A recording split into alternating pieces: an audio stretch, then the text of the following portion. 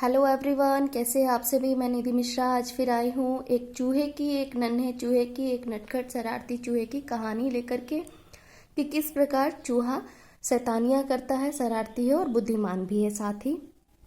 एक बार की बात है, नन्हा चूहा अपने बिल में रहे रहे बोर हो जाता है, अपने बिल से ऊब जाता है और सोचता है क्यों ना मैं शहर की तरफ चलूं। बारिश का सीजन था तो वो काफ़ी समय से अपने बिल में ही था, तो उसने शहर की जाने की सोची और वो शहर के साइड निकल पड़ा।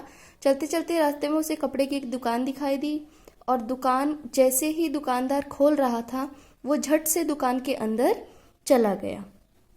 दुकानदार दुकान खोल करके जैसे ही अपनी कुर्सी पे बैठता है तो उसकी नज़र चूहे पे पड़ती है। दुकानदार ने बोला, अरे तू मेरी दुकान में क्या कर रहा है, चल भाग यहाँ से। चूहा बोला, मैं अपनी टोपी के लिए कपड़े खरीदने आया हूँ।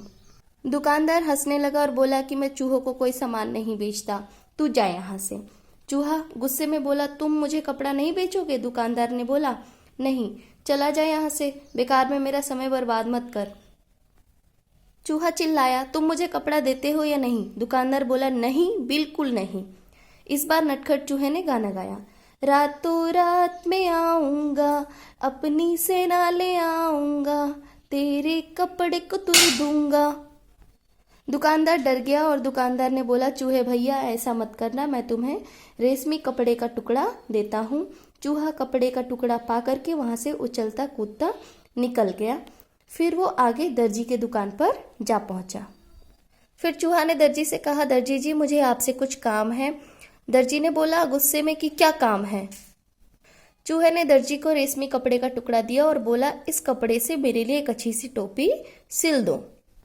तो दर्जी ने कहा, मेरा समय खराब मत कर, मेरे पास तेरा काम करने के लिए समय नहीं है, तू यहाँ से चला जा।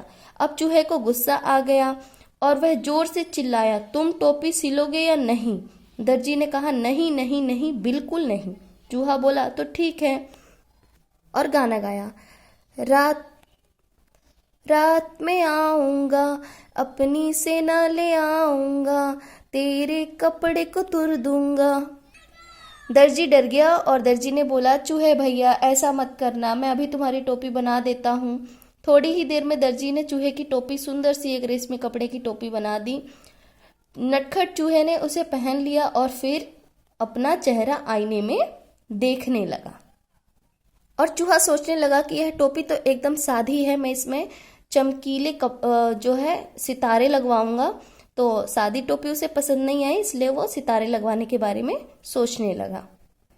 टोपी पहन करके अपने शान में वो चल रहा था, तभी उसे सड़क के किनारे पर एक छोटी सी दुकान दिखाई पड़ी जहाँ पे सुनहरे और रुपहले सितारे बिक रहे थे।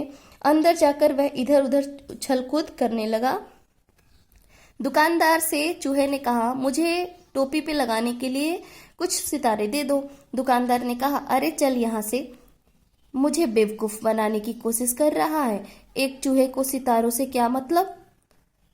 चूहे ने बोला, तुम मुझे सितारे बेचोगे या नहीं। चूहे ने गुस्से में पूछा।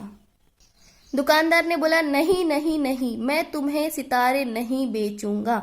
फिर चूहे ने वही गाना गाया, रातों रात में आऊंगा, अपनी सेना ले आऊंगा, सारे सितारे बिखेरूंगा।